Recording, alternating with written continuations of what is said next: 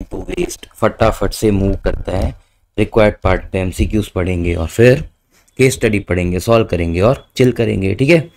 With reference to information given under para 4, tax liability of mister John for assessment year 24-25 would be, ठीक है। With reference to information given under para 4, तो para 4 के दो question है, तो para 4 को ढंग से पढ़ेंगे। Income earned by mister John in India would be subject to TDS. Income constituting 5 lakh for participation in matches in India, 1 lakh for advertisement of product V, and 10,000 from articles contributed in newspaper would be subject to TDS at the rate of blanks, excluding health and education cess, and 10,000 from horse racing in Mumbai would be subject to TDS at the rate of blanks, excluding health and education cess। तो मतलब TDS के rates बताने, TDS के rates बताने। अच्छा, कल मैंने Telegram पे एक रेट्स का चार्ट शेयर किया, रेट्स चार्ट, ठीक है। 23, 24, 24, 25 असेसमेंट ईयर का, वो आप डाउनलोड कर लेना, है ना। अगर ऐसा कोई एमसीक्यू आया तो कैश मार्क्स है ना, सीधा आपको रेट सामने सामने दिख जाएगा, आप कर लेना, है ना। तो वो एक मैंने चार्ट शेयर किया, मैंने इंटरनेट से ढूंढा है, मैंने खुद नहीं बनाया है, लेकिन काम आएगा तो मैंने शेयर कर दिया था, ठीक है। वापस आते हैं। What would be the residential status of Mr. Pradeep for previous year 23-24? मतलब रेसिडेंशियल स्टेटस एनआर में, एनआर टैक्सेशन में आता है आपका। Business combinations involving entities or business under common control shall be accounted using pooling of interest method. Pooling of interest method is considered to involve the following, ठीक है। देखते हैं, pooling of interest का theory question है, 2 mark का आता है। With reference to given information given in para 6, x and y equals to हाई ला एल्जेब्रा, एल्जेब्रा नहीं है, इंस्टीट्यूट ने स्टाइल मारने के लिए XY यूज किया, ठीक है, डरना मत। Mr. Pradeep provides sources of his various income and seeks your opinion to know his tax liability to income tax thereon in India in assessment year 24-25, assuming that he has exercised option to shift out of the default tax regime under 115 BAC। मतलब 115 BAC opt नहीं किया है, normal tax में उसका tax liability आपको बताना है। Assuming there are no other transactions, you are required to pass journal entries in the books of Technologies Limited, prepare balance sheet, prepare balance sheet। मतलब देखो, ये मेरे हिसाब से 8 मार्क का क्वेश्चन होना चाहिए और ये मेरे हिसाब से 7 मार्क का क्वेश्चन होना चाहिए, तो ये आपका 15 बैठेगा और प्लस 10 एमसीक्यू, आपका 25 का केस स्टडी। बात समझ में आई? ऐसा कुछ वेटेज बैठना चाहिए केस स्टडी पढ़ते हैं। Para 1, as from last many years it has been observed that people are returning back to their own country India as evidenced by economists all over the world। अच्छा, यहाँ पे okay. India as evidenced by economists all over the world is not only the world's largest democracy but a country with untapped and unlimited economic potential। As there is a rising trend of companies in sectors such as pharma, manufacturing, automobile, healthcare shifting more and more research and development work in India, this trend is leading many Indians to return from overseas to lead prime projects। ये paragraph काट दो, काम का नहीं है, ठीक है, क्योंकि अपन ने रिक्वायर्ड पार्ट पढ़ा है, ऐसी कुछ बात उसमें हुई नहीं है। This situation is called reverse brain drain. Brain drain आपने 11th-12th में पढ़ा होगा कि यहाँ से जो इंटेलेक्ट है वो इंडिया के बाहर जाके चला जाता है। जैसे मल्टीनेशनल कंपनीज के सीईओ सीएफओ बहुत सारे इंडियंस होते हैं, तो रिवर्स ब्रेन ड्रेन मतलब वहां से लोग वापस आ रहे हैं, ठीक है। इस टर्म का भी कोई काम नहीं था, ये तो मैंने बता दिया। It is a form of brain drain where human capital moves in reverse from a more developed country to a less developed country. India को लेस डेवलप्ड कंट्री बोल रहे गधे। दैट इज डेवलपिंग रैपिडली, ठीक है, cover कर लिया। People are returning back to their home country, may accumulate savings, earn skills as well as knowledge which can be used in their home country. This became possible in India due to strategies and long-term planning implemented by the government to reverse the migration। ये paragraph भी काट दो, काम का नहीं। NRI's knowledge as well as experience can be applied in Indian context in numerous ways across all sectors, whether it be managing MNCs, new business startups, domestic industries. For attracting NRIs, developing countries like India always endeavor to create an environment which provide ample rewarding opportunities for those who have earned knowledge and skills overseas। ये भी paragraph काट दो, काम का नहीं है। यहाँ से काम की चीजें स्टार्ट हो रही है क्योंकि पैरा 4 इंपॉर्टेंट था। Similarly, Mr. Pradeep had shifted in India in 2007. He was living in UK since then and family moved back to India on 12th June 2013। मतलब ये भाई साहब आए हैं इंडिया 12th जून 2013, बोला मैं 23, और हम असेसमेंट कर रहे हैं प्रीवियस ईयर 23-24 असेसमेंट ईयर 24-25 के लिए, ठीक है। तो ये ईयर एंड कब होगा? 31 मार्च 24 को। Where he had spent his substantial part of his life। Mr. Pradeep was a non-resident in 9 years preceding to the previous year 23-24, but he visited India on various occasions and stayed in India for a total period amounting to 630 days during last 10 years preceding the previous year 23-24. Mr. Pradeep wants to spend rest of his life in home country. ठीक है. He returned with one of his close friends, Mr. John. Mr. John, a foreign national and a cricketer, came to India as a member of England cricket team in the year ended 31st March 2024 for 50 days. 50 दिन रहा पे यहाँ. तो ये non resident होगा मान लेते हैं, क्योंकि ये सारी रेसिडेंट की कंडीशन सेटिस्फाई नहीं करेगा. Mr. John received 5 lakh for participation of matches in India and also received 1 lakh for advertisement of product on TV. वो IPL में नाचने आता है ना, वो वाला. He contributed to articles in a newspaper for which he received 10,000. While he stayed in India, he also won prize of 10,000 from horse racing in Mumbai. He has no other income. ठीक है. Para 5. After reaching India, Pradeep visited one of his close friend, Mr. Anuj, who is a chartered accountant by profession, and he discussed all his details of income for FY 23-24. ये incomes है. Rental income from flat situated in London, which is also rental income which is also deposited in bank there. मतलब London में flat है, जो income है वो भी London में है, मतलब जो लंदन के बैंक में डिपॉजिटेड है. The flat was given on rent by him after his return to India since 2023 July. ठीक है. Dividends on share of 3 German companies which are being collected in a bank account in London. He proposes to keep the dividend on shares in London with the permission of RBI. Companies German है और पैसा London में पड़ा है. He has got 2 sons, one of whom is of 12 years and another is major. मतलब 2 लड़के, एक 12 साल का माइनर है और एक मेजर है. Both his sons are staying in London and not returning to India. ये आजकल की औलाद है, देखो. Each of the sons is having income of 75,000 in UK, not received in India, and 20,000 in India. मतलब 2 लड़के हैं, उनकी 75,000 की UK में इनकम है और 20,000 की इंडिया में इनकम है. ठीक है. During the preceding accounting year where he was non-resident, he had sold 1,000 shares which were acquired by him in British pound sterling and the sales proceeds were repatriated. मतलब वहां पे जब वो non-resident था, उसने 1000 shares बेचे थे पाउंड में और जो proceeds थे उसको इंडिया में repatriate किया था. The profit in terms of British pound sterling was 1,000. On the sale of 1,000 shares was 175% of cost of 37,000. While in terms of Indian rupees it was 50,000. देखो ये थोड़ा ना लैंग्वेज एम्बिग्यूअस है, ये वाला देखो, ये वाला. The profit in terms of British pound sterling on the sale of these 1,000 shares was 175% of its cost at 37,000. While in terms of Indian rupees it was rupees 50,000. देखो यहाँ पे दोनों रुपीस दिया है. तो अब ये कहना क्या चाह रहा है समझ में नहीं आ रहा, लेकिन ध्यान दो, ये कहना क्या चाह रहा है समझ में नहीं आ रहा, लेकिन लकीली आप बच गए कि ये इंफॉर्मेशन का क्वेश्चन के आंसर पे कोई इंपैक्ट नहीं आ रहा है. ये इंफॉर्मेशन का क्वेश्चन के आंसर पे कोई इंपैक्ट नहीं आ रहा है, तो इसको इग्नोर मारो. इंस्टीट्यूट ने गलती की है यहाँ पे. मुझे इसकी लैंग्वेज समझ में नहीं आ रही कि ये क्या लिखना चाह रहा है. 37,000 while in terms of Indian rupees this was 50,000. ये मैंने ट्राई भी किया कि 175% यहाँ पे, कि यहाँ पे कुछ लगा कि कुछ रिलेशन बने, लेकिन नहीं बन रहा और बनाना भी नहीं है, क्योंकि आंसर पे इसका कोई इंपैक्ट नहीं आ रहा. बात समझ में आई. ऐसी चीजें ना कभी कभी इग्नोर करनी चाहिए अब पढ़ते टाइम पे, क्योंकि अगर आंसर पे कोई इंपैक्ट नहीं आ रहा है तो फिर उसको जाने दो, इसके पीछे मत घुसो. इसके पीछे you might and up spending 20, 30, 40 minutes, even 1 hour, जिसका कोई लॉजिक नहीं बनता. ठीक है. Mister Pradeep came back to his parental house in Punjab, where his parents were staying with Pradeep's younger brother, Mr. Gulshan. With the grace of God and blessings of his parents, Mr. Gulshan is also well settled in India. मतलब इसका छोटा भाई है जो India में.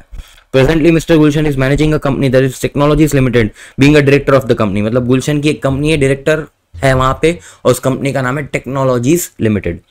Presently, Technologies Limited has 9 directors. The company's board of directors desire to increase the number of directors from 9 to 16. 9 directors current है, उसको 16 करना है. But as per the company secretary of the company informed that the company's board of directors, that as per the provisions of Companies Act 2013, मतलब CS ये बोल रहा है कि Companies Act 2013 के provisions के हिसाब से every public company shall have X number of minimum directors and Y number of maximum directors. आपको XY बताना है, मतलब सीधा सीधा provision कोट करना है. बात समझ में आई. Para 7. Technologies Limited has 2 divisions, laptops and mobiles.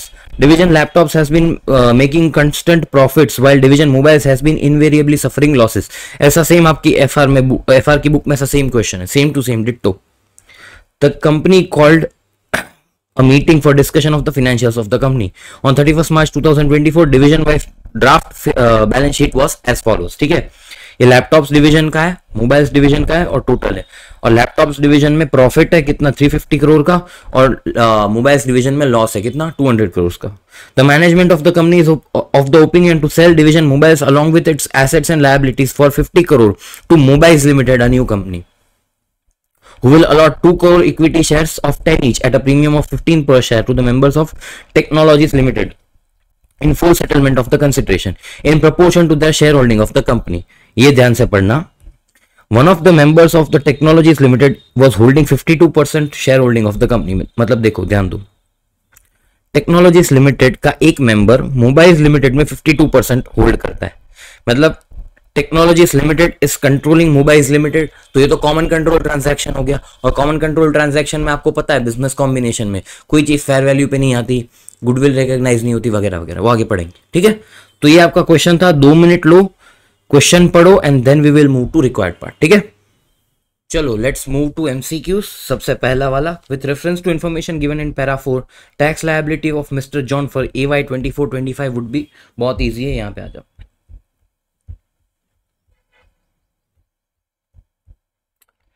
देखो, income from participation in matches 5 lakh, advertisement 1 lakh, articles 10,000, इस पे 20% पे टैक्स लगता है। अगर आप एनआर टैक्सेशन पढ़ोगे तो इसमें जो टैक्स रेट है इस 20%। इसमें मुझे आपको कोई कंसेप्ट नहीं बताना है, बिकॉज लॉ में बोला है इस पे 20% लगेगा तो लगेगा।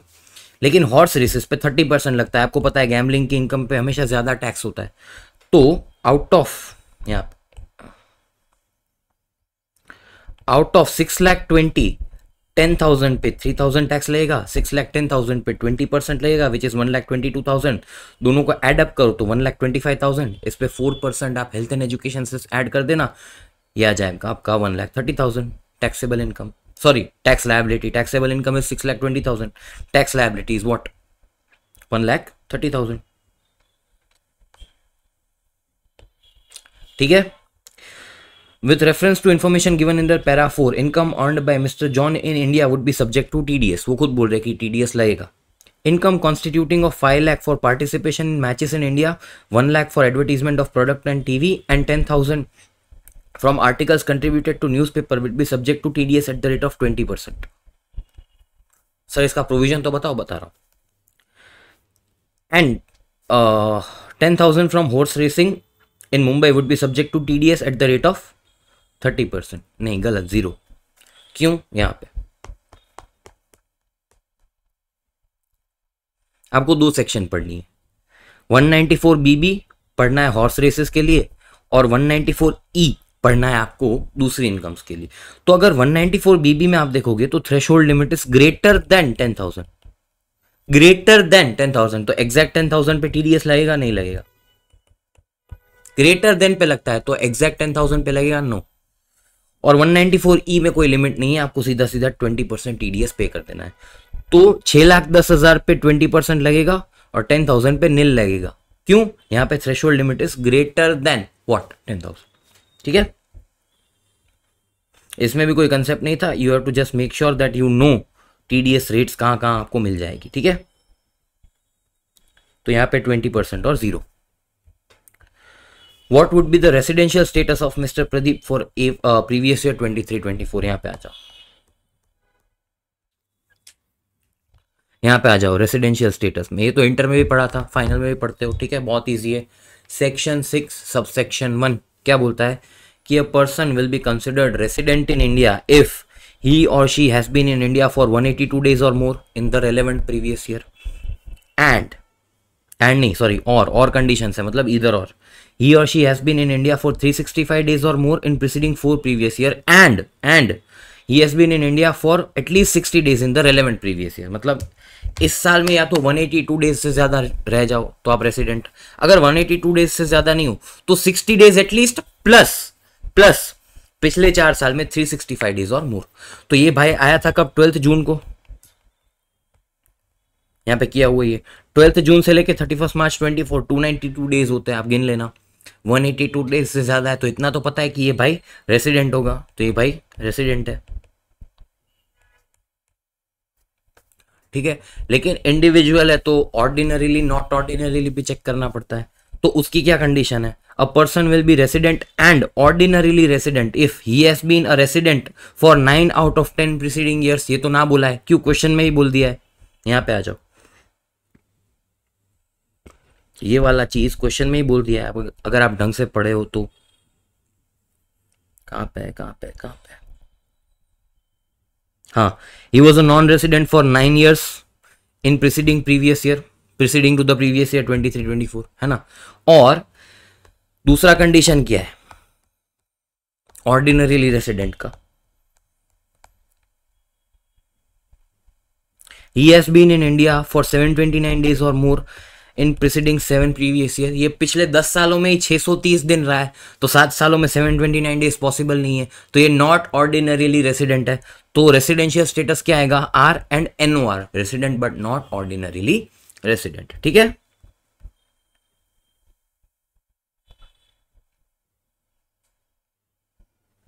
Resident but not ordinarily resident. Business combinations involving entities or businesses under common control shall be accounted using pooling of interest method. Pooling of interest method is considered to involve the following. देखो, एक चीज दिमाग में चल लो कि common control transaction is not a business combination. IFRS में तो ये चीज दी भी नहीं हुई है। इंडिया में ऐसे ट्रांजैक्शंस होते थे, इसलिए by way of an appendix common control transaction का गाइडलाइंस दिया हुआ है। तो common control transaction is not a business combination in essence. ठीक है, तो इसमें कोई भी चीज फेयर वैल्यू पे नहीं आती। दूसरा, कोई गुडविल या बार्गेन परचेस गेन रिकॉग्नाइज नहीं होता, बस कंपनीज मर्ज हो जाती है, assets, liabilities and even reserves merge हो जाते हैं, और जो डिफरेंस है उसको कैपिटल रिजर्व में ट्रांसफर कर दिया जाता है। बहुत सिंपल अकाउंटिंग है। ठीक है, तो ध्यान दो, assets and liabilities of the combining entities are adjusted to bring them at fair values. गलत बात समझ में आई? Which of the following is correct, आपको बस एक लिस्ट बताना है कि कौन कौन सी चीजें हो सकती है। तो आप ऑप्शन में जहां पे 1 दिया है उसको क्रॉस कर दो, यहां पे 1 दिया है क्योंकि 1 गलत है, तो 1 वाले 2 ऑप्शंस क्रॉस कर दो। You can eliminate bye way of this method कि जो भी एक अगर गलत दिख गया तो उसके इन्वॉल्विंग सारे ऑप्शंस को आप कैंसिल आउट कर दो। The assets and liabilities of combining entities are reflected at their carrying amount, book value पे आता है, correct. The financial information in the financial statement in respect of prior period should be restated as if the business combination had occurred from the beginning of the earliest period presented in the financial statement, irrespective of the actual date of combination. However, if business combination had occurred after that date, the prior period information shall be restated only from that date. देखो ध्यान दो, financial statements को मुझे ऐसे present करना है जैसे ये जो कंपनीज थी वो जन्मों जन्म से साथ थी। क्यों? बिकॉज इन इफेक्ट तो कोई बिजनेस कॉम्बिनेशन हुआ नहीं है, बस मैंने क्या किया, अपने ही ग्रुप की 2 कंपनीज को मर्ज कर दिया। ठीक है, कंट्रोल अभी भी उसी एक कंपनी या उसी एक पर्सन के पास है पूरे ग्रुप का। तो इंड एस बोलता है कि आपको क्या करना है, एज इफ ये पहले से ही मर्ज्ड एंटिटीज थी, वो आपको दिखाना है एज इफ ये पहले से ही मर्ज थी। लेकिन सर कंपनीज बनी थी 10, 15, 20 साल पहले, अब उतना इंफॉर्मेशन तो है नहीं, तो जितना पॉसिबल है उतना आप प्रायर पीरियड को रिस्टेट कर दो, जितना पॉसिबल है उतना आप प्रायर पीरियड को रिस्टेट कर दो। इंडेस ये बोलता है, तो ये इंफॉर्मेशन भी करेक्ट है। ठीक है, the reserves of transfer shall not be presented and shall not appear, ये गलत है। तो 5 जहां पे है उस ऑप्शन को भी आप काट दो। अच्छा, यहां पे नहीं दिया है, देखो the difference if any between the amount recorded as share capital issued plus any additional consideration in form of cash or other assets and the amount of share capital of transfer shall be transferred to capital reserve, मैंने बोला था, तो ये option right है। the difference if any between the amount recorded as share capital issued plus any additional, जो देखो goodwill general reserve आएगा ही नहीं, मैंने बोला, तो 6 जहां पे है, 6 है 7, हाँ 7 है, वो वाला ऑप्शन काट दो। यहाँ पे आपका 7 दिया है तो ये ऑप्शन काट दो। तो एलिमिनेट करके अपना ऑप्शन क्या आया, बी। देखो 7 दिया है और कॉम्बिनेशन 4 का बना है, तो हमने क्या किया, 1 गलत था उसको काट दिया, ठीक है, और 7 गलत था उसको काट दिया, तो बचा कौन सा ऑप्शन, ये। बात समझ में आई? हमने ऐसे एलिमिनेट किया एमसीक्यू को। Okay sir, with reference to information given under para 6 X and Y, देखो मिनिमम डायरेक्टर्स पब्लिक कंपनी में टेक्नोलॉजीज लिमिटेड, ये एक पब्लिक कंपनी है, तो इसमें मिनिमम नंबर ऑफ डायरेक्टर्स 3 और मैक्सिमम 15 होते हैं। मिनिमम 3 मैक्सिमम 15, तो 3 और 15। इसमें कुछ समझाना नहीं था, ठीक है। आप अगर लॉ पढ़ोगे आपको पता चल जाएगा। अच्छा, लॉ का इंडेक्स दिया है, उसमें आप डायरेक्टर्स वाला पोर्शन चेक करोगे, उसमें company to have board of directors first chapter में पहले 2-3 लाइन आइटम में ही ये आपको आंसर इसका मिल जाएगा। आप सीधा इंडेक्स में वो पेज नंबर जाओगे, आप इंडेक्स में सर्च करना company to have board of directors, उसके पेज नंबर में जाना, आपको इसका आंसर मिल जाएगा। बात समझ में आई? हो गए अपने एमसीक्यूज। डिस्क्रिप्टिव पोर्शन पे आ जाते हैं, बहुत ईजी है।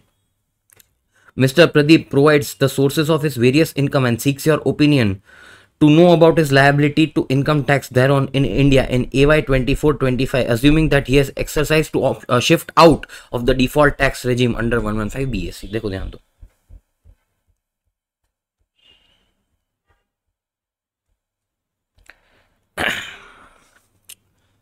कंप्यूटेशन ऑफ टोटल इनकम के लिए सबसे पहले आपको पता होना चाहिए कि रेसिडेंशियल स्टेटस क्या है प्रदीप का, तो हमने निकाल दिया resident and not ordinarily resident. अच्छा, कोई resident and not ordinarily resident होता है तो उसकी दो इनकम इंडिया में टैक्सेबल होती है, दो इनकम, इनकम रिसीव्ड और deemed to be received in India and income accrued और deemed to be accrued in India. Global income taxable नहीं होती, ग्लोबल इनकम सिर्फ रेसिडेंट एंड ऑर्डिनरीली रेसिडेंट की टैक्सेबल होती है ग्लोबल इनकम, लेकिन resident and not ordinarily resident की दो इनकम, इनकम दैट अक्रू और अराइज और डीम्ड टू अक्रू और अराइज इन इंडिया और रिसीव्ड इन इंडिया, वो भी आ जाती है। ठीक है, वो दो इनकम आपकी टैक्सेबल होती है। कौन सी? अक्रू और अराइज और डीम्ड टू अक्रू और arise in India and income received और deemed to accrue or deemed to be received in India. ठीक है, अब ध्यान दो, rental income from flat situated in London which was deposited in bank there, flat भी London में, पैसा भी लंदन में, तो इंडिया में क्यों टैक्स रहेगा? तो ये टैक्सेबल नहीं होगी इनकम। दूसरा, dividends on share of 3 German companies which are being collected in bank account in London. He proposes to keep the dividend on shares in London with the permission of RBI. Companies German, पैसा London में, तो India में tax क्यों लगेगा? ये resident and ordinarily resident होता तो लगता, resident and not ordinarily resident है तो नहीं लगेगा, तो ये इस पे भी टैक्स नहीं लगेगा। He has got 2 sons, one of them is 12 years old and another son is major. ठीक है, तो मेजर सन की टैक्स इनकम तो उसी के हाथ में टैक्सेबल होगी। ठीक है, both his sons are staying in London and not returning to India. Each of the sons are having income of 75,000 in UK. ये तो वैसे भी टैक्सेबल नहीं होगी, क्यों? यूके में इनकम है और ये नॉट ऑर्डिनरीली रेसिडेंट है, तो ये वाला यूके वाला इनकम टैक्सेबल नहीं होगा। And 20,000 in India, 20,000 in India, इसमें आप दो बाइफर्केशन कर लो, देखो दो बेटों की इनकम है 20,000, तो जो मेजर सन की इनकम है वो मेजर सन को टैक्सेबल होगी, मेजर सन की इनकम है वो मेजर सन को टैक्सेबल होगी, लेकिन माइनर सन की इनकम है वो क्लब हो जाएगी किसके साथ? प्रदीप के साथ। देखो 75,000 तो टैक्सेबल नहीं हो रहा, 20,000 में जो मेजर की है वो उसी के हाथ में टैक्सेबल हो रही है, लेकिन 20,000 जो माइनर है उसकी क्लब हो रही है किसके हाथ में? प्रदीप के हाथ में। तो ये 20,000 पे प्रदीप को टैक्स भरना पड़ेगा, लेकिन डिडक्शन अंडर 1032 मिलता है 1500 का। अगर माइनर सन की इनकम क्लब हो रही है तो उसमें 1032 का 1500 का उपकार करती है सरकार की, ये लो आप 1500 का डिडक्शन ले लो, तो टैक्सेबल इनकम क्या होगी? 18,500। बात समझ में आई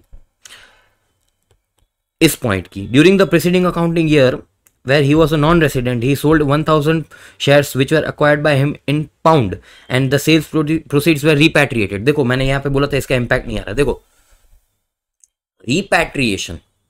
रिपैट्रिएशन पे टैक्स नहीं लगता, बिकॉज आप समझो उसने शेयर्स बेचे लंदन में तो उसको लंदन में टैक्स लग गया होगा। अब वो अगर इंडिया में वो पैसा रिपैट्रिएट कर रहा है तो इंडिया में उसका टैक्सेबल, इंडिया में वो पैसा टैक्सेबल नहीं होगा, नहीं तो डबल टैक्सेशन हो जाएगा। किसके लिए? प्रदीप के लिए। तो ये जो पोर्शन है इस पे भी टैक्स नहीं लगेगा, क्यों? इसमें लंदन में ऑलरेडी टैक्स लग गया होगा, तो सिर्फ रिपैट्रिएशन पे टैक्स नहीं लगता। ठीक है, तो आपका आंसर यही आएगा कि 18,500 will be taxable income in the hands of Pradeep for assessment year 24-25। देखो यहां पे इंस्टीट्यूट ने क्या आंसर दिया है? Rental income which was deposited in bank shall not be taxable. Dividends shall not be taxable. Both the accrual and receipt of income outside in India. 64(1) है income accrue, 64 मतलब वो क्लबिंग का section है, 1500 पर child का 1032 में deduction है, तो 18,500 टैक्सेबल होगा। और चौथा, रिपैट्रिएशन इज नॉट टैक्सेबल। ठीक है, तो आंसर पढ़ लेना। बात समझ में आई? इतना था। लास्ट क्वेश्चन बिजनेस कॉम्बिनेशन का, ये मैंने बोला 8 मार्क का है, तो इसमें आपको प्रॉपर बैलेंस शीट बनानी चाहिए एग्जाम में जब आप प्रेजेंट कर रहे हो। Make sure you are making a proper balance sheet. ठीक है, last question about what, business combination. चलो आ जाओ, तो ट्रांजैक्शन क्या है, टेक्नोलॉजीज लिमिटेड मोबाइल्स लिमिटेड में 52% का कंट्रोल रखती है और उसी को मोबाइल डिवीजन को ट्रांसफर कर दिया। ठीक है, तो भाई ट्रांसफर बुक वैल्यू उस पे होगा, क्यों, ये कॉमन कंट्रोल ट्रांजैक्शन है। दूसरा, नो गुडविल और बीपीजी, क्यों, फेयर वैल्यूएशन हो नहीं रहा। तीसरा, गेन और लॉस जो ट्रांसफर एंटिटी है वो अपने पीएनएल में डाल देगी, क्योंकि देखो ट्रांसफर एंटिटी का तो लॉस ही हो गया, क्यों, या प्रॉफिट या लॉस जो भी हुआ, इस केस में लॉस हो रहा है, क्यों, उसकी असेट्स चली गई और उसके बदले जो पैसा है वो शेयर होल्डर को मिला। असेट्स चली गई, पैसा शेयर होल्डर को मिला, तो एंटिटी का तो लॉस हो गया ना, तो वो अपने ट्रांसफर एंटिटी अपने पीएनएल में हिट दे देगी। और यहां पे एक और चौथा पॉइंट ऐड कर देना कि जो मर्ज्ड एंटिटी है वो कैपिटल रिजर्व क्रिएट करेगी। किसका, डिफरेंस ऑफ अमाउंट पेड मतलब PC and assets, sorry net assets received. क्योंकि देखो मर्ज एंटिटी जो है वो कैपिटल रिजर्व क्रिएट करेगी, क्यों, गुडविल बीपीजी क्रिएट नहीं कर पाएगी, है ना, क्योंकि फेयर वैल्यूएशन पे आया नहीं। लेकिन हो सकता है ना कि जो एसेट्स है उसने ज्यादा पैसे देके खरीदी हो, even in common control transaction, तो वो उस चीज को कैपिटल रिजर्व में ट्रांसफर कर देगी। बात समझ में आई। तो टेक्नोलॉजीज लिमिटेड की बुक्स में क्या जर्नल एंट्री आएगी, टेक्नोलॉजीज लिमिटेड मतलब ट्रांसफरर, लोन फंड्स 600 करोड़ के, देखो यहां पे 600 करोड़ के लोन फंड्स चले गए, तो लोन फंड्स डेबिट, उल्टा एंट्री होता है। असेट्स क्रेडिट 400 करोड़ की, 400 की एसेट चली गई, 600 की लायबिलिटीज चली गई, 400 की एसेट्स चली गई, 600 की लायबिलिटीज चली गई, तो टेक्नोलॉजीज लिमिटेड को प्रॉफिट हो गया। मैंने उल्टा बोल दिया पहले कि लॉस हो रहा है, प्रॉफिट हो गया। देखो लायबिलिटीज असेट्स, लायबिलिटीज ज्यादा जा रही है, असेट्स कम जा रही है, तो ये तो प्रॉफिट हुआ ना। मैंने गलती से ऊपर उल्टा बोल दिया कि लॉस हो रहा है। तो लोन फंड्स डेबिट। अच्छा, इंस्टीट्यूट ने यहां पे क्या किया है, करंट असेट्स करंट लायबिलिटीज यहां पे नेट किया है, करंट असेट्स करंट लायबिलिटीज यहां पे नेट किया है। मैंने नेट नेट एंट्री पास की कि भाई नेट करंट असेट्स कितनी जा रही है, नेट असेट्स कितनी जा रही है, तो मैंने यहां पे एंट्रीज लोन फंड्स असेट्स 400। आप अगर असेट्स देखोगे तो प्रोविजन फॉर डेप्रिसिएशन 800 और असेट्स 1000, प्रोविजन फॉर डेप्रिसिएशन कितना 800, असेट्स 1000, दूसरी असेट्स कितनी 1000, तो 1000 प्लस 1000 2000 की असेट्स हो गई, और यहां पे 800 प्लस 800 1600 का करंट लायबिलिटीज और प्रोविजन फॉर डेप्रिसिएशन हो गया। तो मेरी नेट असेट्स कितनी है 400 करोड़ की। अरे कुछ नहीं है यार, यहां पे देखो net property plant and equipment 200, net current assets 200, तो नेट असेट्स कितनी है 400। मैंने सीधी यहां पे नेट असेट्स को डेबिट मारा है, क्यों, मुझे आलस आ रही थी और कुछ नहीं। ठीक है, उन लोगों ने ग्रॉस ग्रॉस पे बताया। तो टेक्नोलॉजीज लिमिटेड को तो प्रॉफिट हो गया, क्यों, असेट्स कम गई, लायबिलिटीज ज्यादा गई, तो मेरा तो प्रॉफिट हो गया। ठीक है, तो टेक्नोलॉजीज लिमिटेड की बैलेंस शीट कैसे बनेगी, प्रॉपर्टी प्लांट एंड इक्विपमेंट 50, वो कहां से आया, यहां से आया, देखो